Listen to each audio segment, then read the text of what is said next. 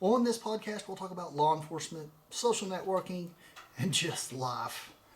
Well, it's starting to happen, and to nobody's surprise, I've been following on the internet for a while on news that there is a large number of law enforcement quitting, early retiring, or just retiring out because they've got the years. And they're doing this earlier than they expected. Now, does anybody blame them? I mean, the position they've been put in, their hands are tied.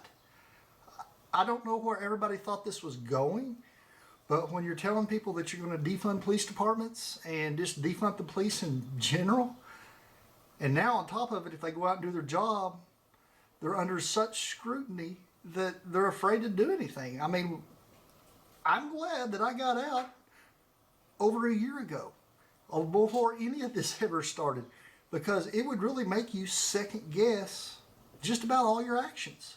And don't get me wrong, I mean, by no means saying it's okay for what a lot of these officers have been caught doing. I mean, they do mess up sometimes. They have the wrong intentions. Those guys do need to be dealt with.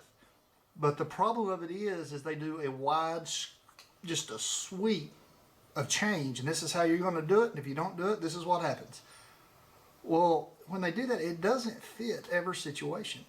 Unfortunately, in law enforcement, everything isn't black and white. Things that take place, I mean, I'm just going to give you examples like of police departments and deputies. They go to houses to domestics. Well, I can promise you every domestic is not the same. I've heard of domestics where deputies have gone to houses and had to break up full-on knockdown dragouts because the parents were fighting over a remote control to the TV. Really? But you know, you put people in a pandemic situation where they are stuck in a house, they can't get away from each other. It's amazing to me also the divorce rate. How many people are just now figuring out they don't like who they're married to?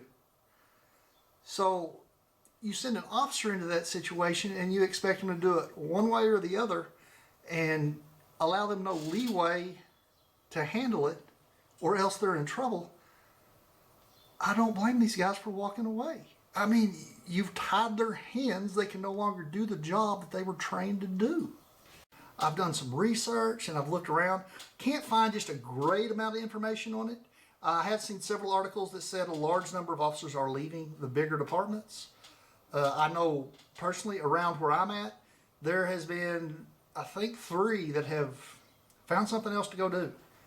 Simply because, I mean, why would you want to put yourself in the situation of your next action may land you in a lawsuit because obviously you're not being backed by the same department you got into. And they feel they can't do it because of the look of it. They can't back you because of the look of what's taking place. Well, back in the day, we weren't worried about what it looked like. It's what it was. We didn't care how it looked, how we took care of it, because it was a problem. It was somebody breaking the law, somebody doing wrong. We took care of it the best we could, took them to jail. That's the way it works. But clearly, that's not the way it's going to work. One of the best things I have seen out of all this, do you guys remember Herschel Walker? He was a running back for the Dallas Cowboys, a great running back. He put out a notice that said that anybody that wanted or believed and backed in defunding police, he would pay for them and send them to a country where there was no police and see how they like that. I can promise you he had 0 takers, because even those people don't want to go someplace where there's no law enforcement. And what's even wilder about this whole situation is not only are we putting our law enforcement in very awkward positions, now in a great number of cities we're putting our National Guard in a very awkward position. I mean, true, they have taken care of riots before, not the generation that's in there now, but in the past, National Guard has been called in to take care of riots. Now you're putting them in a situation where they're probably going to have to be held to the same standard as law enforcement on how they're handling this. And those guys weren't trained to handle things like that at all. They were trained to take care of things in one manner for the most part. And we know what that is. It's war. And in war, You don't, oh, well, I'm going to wound them. I'm not going to try to take them down.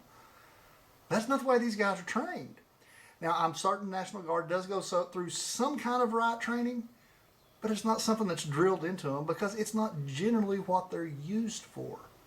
So, I don't know. I mean, I don't know exactly how the whole side of that works with National Guard, but as the parent of a boy that was in National Guard, I wouldn't want him having to go take care of this riot stuff. Fair enough, he went to Afghanistan for a year. We weren't happy about it, but he went, he served his time, we're proud of him. But I sure wouldn't want him to have to go get involved in riots, not the streets of the United States, especially with media covering it the way they're covering it.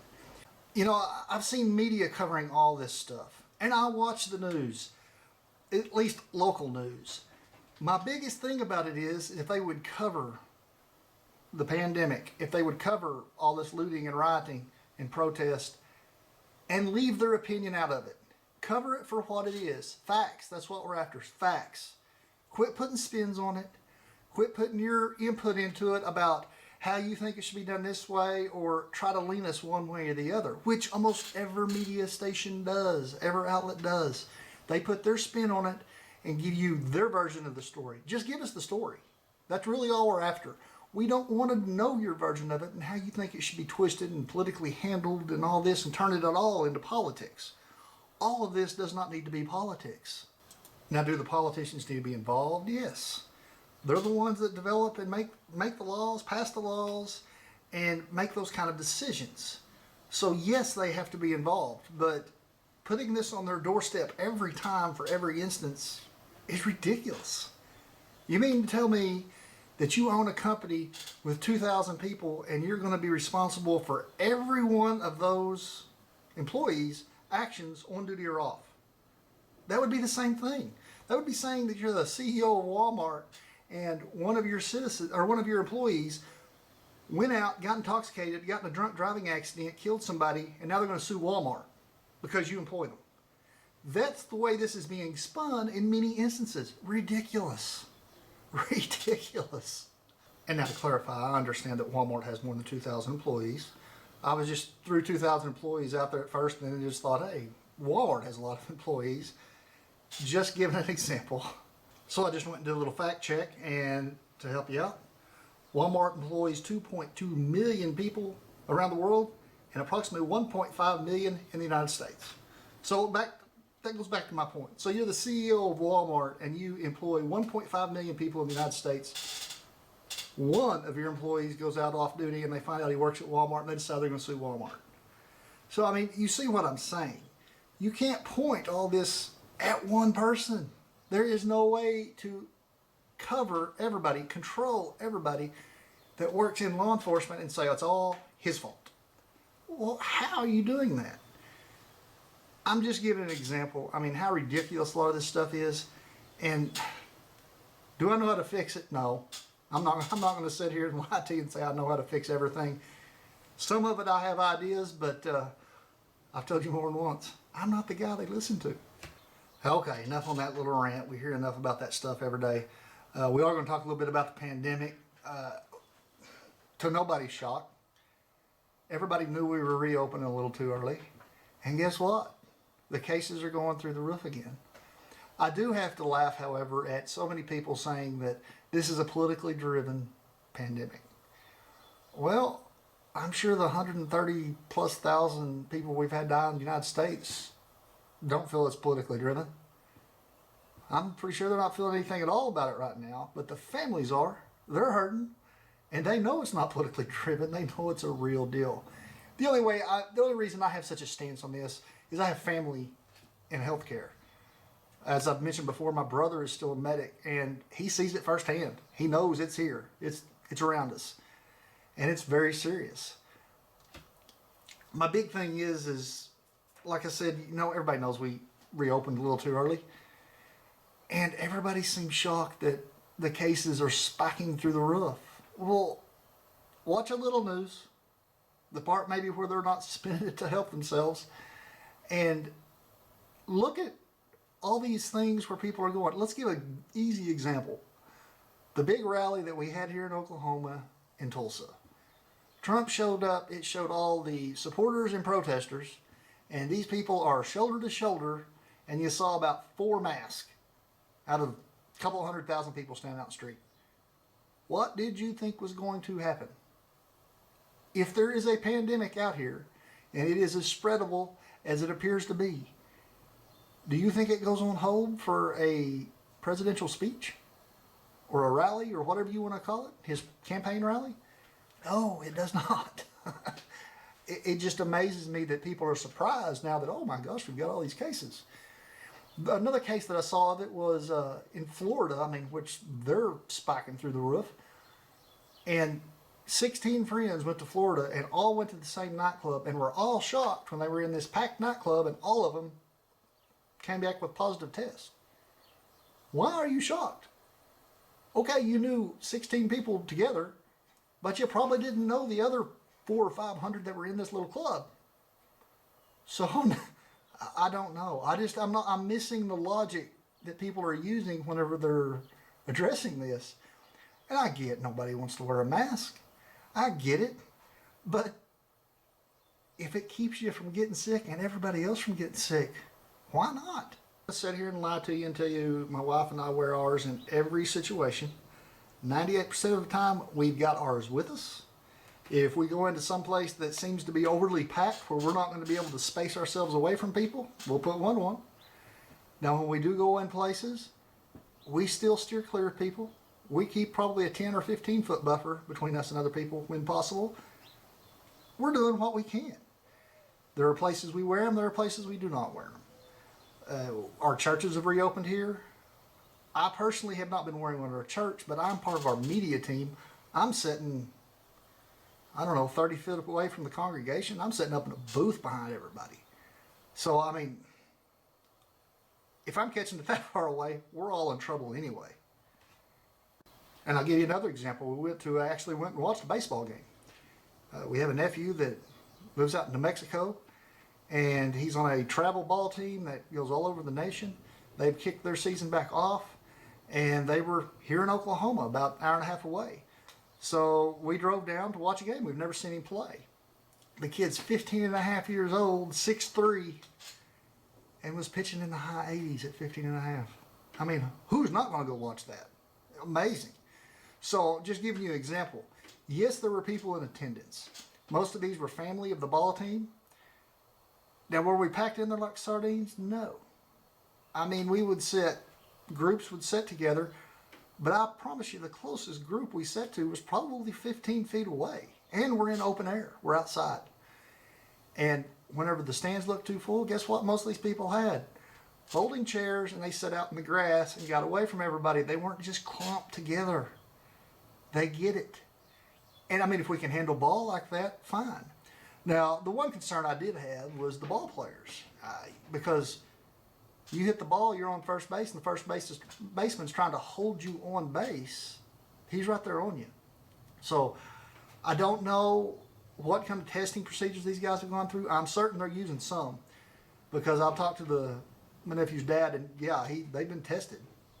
So, I'm sure they're following some kind of protocol on this to make this certain league as safe as possible. But just to my point, yes, we've been out in public doing things, and we weren't wearing masks on that one, but we weren't within 15 feet of people. We're still trying to be safe. We still sanitize every day. Use hand sanitizer all the time. I'm surprised my hands look as good as they do as much hand sanitizer as I've used. Figured they'd be all dried and cracked up and wrinkly and nasty looking, but they're not, and we're surviving. My whole point of this is we all just need to use some common sense and try to respect everybody else's health as well as yours and do what's right. Quit trying to pin this on politics and realize it's a real thing. And let's just try to make it through it as quickly and safely as possible. I know it's irritating. I get it. But being reckless just so you can go out and have fun with your friends and go to clubs and whatnot, that's definitely not the answer.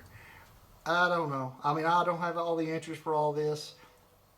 It's just an unprecedented time, and there's very few people still alive that have been through anything near this.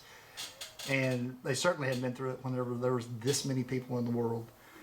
So I don't know. Guys, I'm just basically saying, go out there, be as careful as you can, and respect everybody else.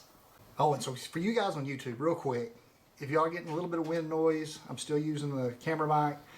I do have the door just south of you there open, and it's a large barn sliding door because this booth is in my shop. And sorry, it's about 100 degrees in this shop right now, and I had to have some air. So if you're getting some noise, that's what it's about. All right, on to the section that I've been doing here in the last several podcasts. None of this information I'm about to give you should be used as official legal advice. If you do need official legal advice, you need to consult an attorney prior to going to court on anything, because I guarantee you, if you take any of the information I get and you show them the video in court, it's going to do you this much good, zero. So, first question right off the top of my head, I just got it the other day. Excellent, excellent question. If you have a concealed carry license, is it okay to put your old mask on, have your gun on, and go in the store? So I had to research this one quite a bit, because you're absolutely correct on one thing. In normal times, if you are a concealed carrier and you throw a mask on your face, you're breaking the law, because it says you will not have any kind of face covering while carrying a concealed weapon.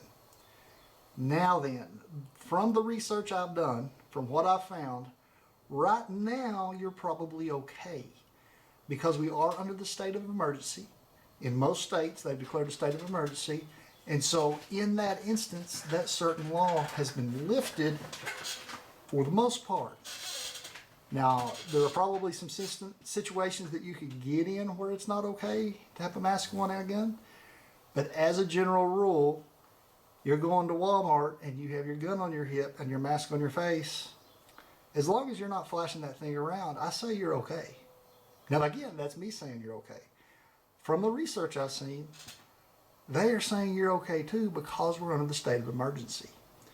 This is something I really had to read about, because it's not something I've ever worried about. I carry mine through the law enforcement side of things. I basically carry mine just about anywhere. So the training's different, my rules are different to a point, but with that said, if I'm out and about and I have it, I do my best to keep that thing covered up. I don't want everybody knowing I got it.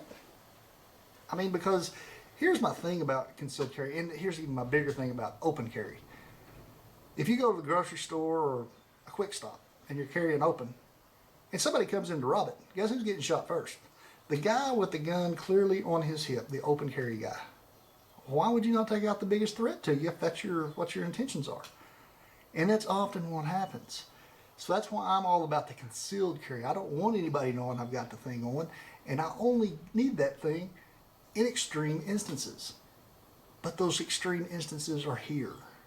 I mean, right now, during our times, I've been expecting for a while for it just to explode.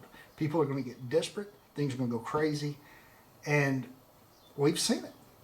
It's here. Businesses are getting burnt down, people's cars are getting burned up, fights in the streets. I mean, it's just crazy stuff. So if this will put a better answer on it for you, I've been carrying mine the whole time, mask and all. Now, like I said, I do have law enforcement training, and it may be different. I didn't look up my side of it, actually. I just hadn't worried about that part of it. But again, I live in a very small town. I live in the second smallest county in our state. I know most, if not all, the law enforcement here, so I don't worry a great deal about it. I know a huge part of the population, because I mean, our town has a little over 3,000 people, and you live here for 20 years, you're going to know a huge chunk of it. So I mean, I get to live with that. I mean, that's how I feel comfortable with it, is because I live in small town America. I mean, the biggest thing is I'm not carrying this thing for people in our county. The biggest reason I carry it's we live in a county that's a tourist county. We have a huge lake. We've got a national park. We've got a natural waterfall, water park. Tons of tourists that come down here. And with tons of tourists, guess what we've seen? A spike in cases. What a shock. Because they're coming from Texas, which is a hot spot. They're coming from Oklahoma City, which is a hot spot. There's nothing we can do about that. If they're going to open it all back up, they got to open it up for everybody. So that's just something you got to expect with it. But going back to what I was saying, it's the biggest reason I carry is because those are the unknowns coming into our area, and we need to be protected from those unknowns, just in case they're here for some bad things or have bad intentions. Okay, along these same lines, another viewer question: if pulled over, can law enforcement require you to lower your mask just so they can look at you during a traffic stop? Okay, I've got several things here. Number one, why are you wearing a mask in your car driving down the road? I'm lost there. Are you unfamiliar with the other people in the car? I don't know. I don't see it. I mean, I've seen people doing it, driving alone down the road with a mask on.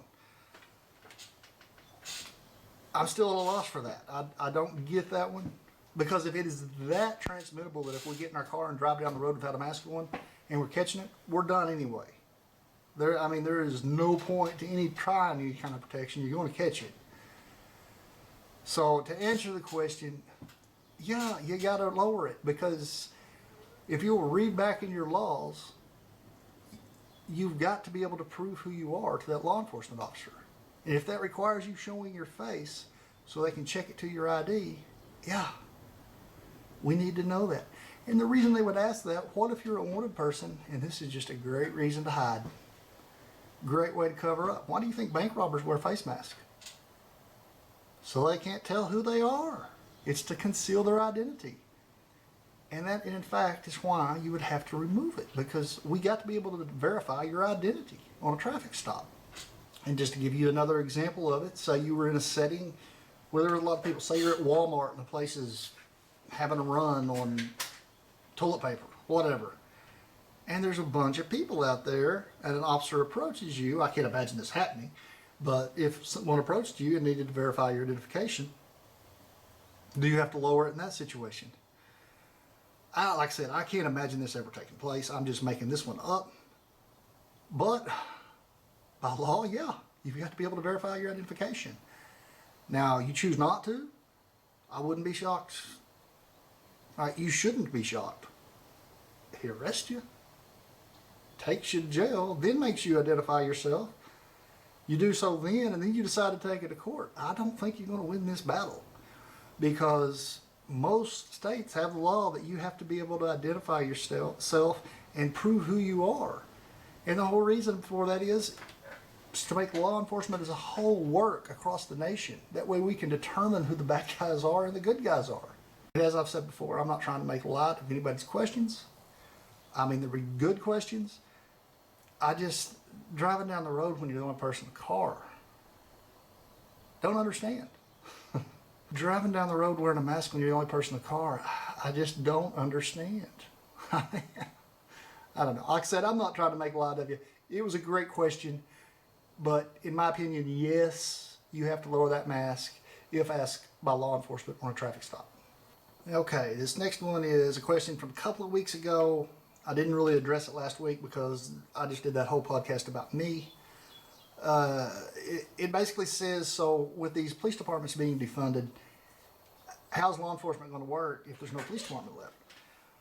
As a general rule, the defunding to this point has not just been flat cutting the police completely.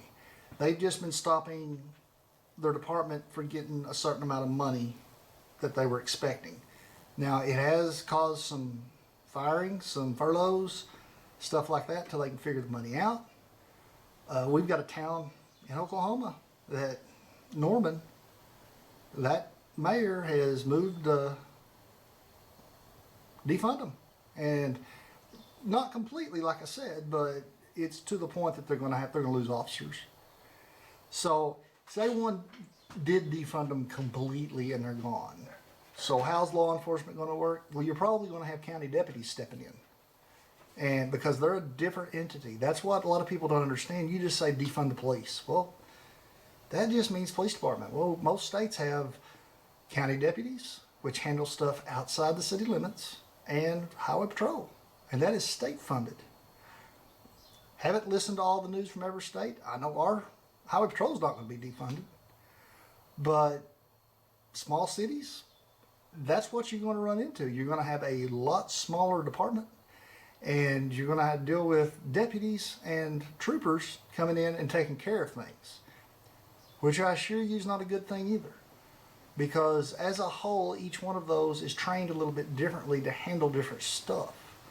As Highway Patrol, we weren't trained to necessarily handle all the domestic stuff that PDs and deputies handle. Do we go handle it from time to time? Yes. It's usually not handled in the same way. And I don't see that being a good thing by any means. I think the whole defunding thing is just to satisfy the crowd now, and later they'll get more money. At least that's what I'm hoping. So that's what law enforcement could look like. You know, you call somebody for an intruder, or somebody, I don't know, messed up part of your house. They spray painted it, graffiti, stole something. I think even if you live in town, if your police department's been completely defunded and you have no police department, you're going to end up with a deputy or a trooper there taking care of it. I mean, we got to fill those gaps. It can't just go away. That's my whole thing. And like I said earlier, you know, if you're one of the people that's all for the defunding, you know, find that article. You can pull it up on Facebook where Herschel Walker said he'd send you to a country without police and just he'd do it for free. He'd send you there at his cost. And just see how you like no police. And like I said, I promise you he had no takers, because who on earth would want to go there? You got to know that there's somebody coming if you need the help. So here's what I know, guys. I mean, we live in an unprecedented time right now. It's completely crazy. And we basically just need to do whatever we can to keep ourselves and our families safe, and with still respecting other people, trying to keep them safe and healthy as well. That's the only way we're all ever going to make it through all this, is for everybody to start working together on it. I know it's hard, and I know everybody wants, when something like this happens, they want to point fingers. There's nobody to point a finger at over a lot of this. Diseases happen. I mean, they've been here before. They've wiped out a large part of the world population before. You read about them. We make it through, and we move on. So guys, I'm going to go ahead and wrap this one up right here. If y'all haven't done so yet, run over and check me out on Smokey CNC Woodworks, where I put a video out every week of me doing some kind of woodworking, usually CNC woodworking, obviously. Run over there and check it out and just watch 2 or 3 of the videos, see if it's something you like. If not, cool. Not everybody's interested in woodworking, I get it. And if you hadn't gone to my website yet, Smokey Uncuffed, www.smokeyuncuffed.com, I've got links. All my podcasts are on there if you don't have a place to listen to them. And I've got, guys, that's going to be about it for this one. If y'all haven't done so yet, please subscribe, and I'll see y'all and hear y'all next time.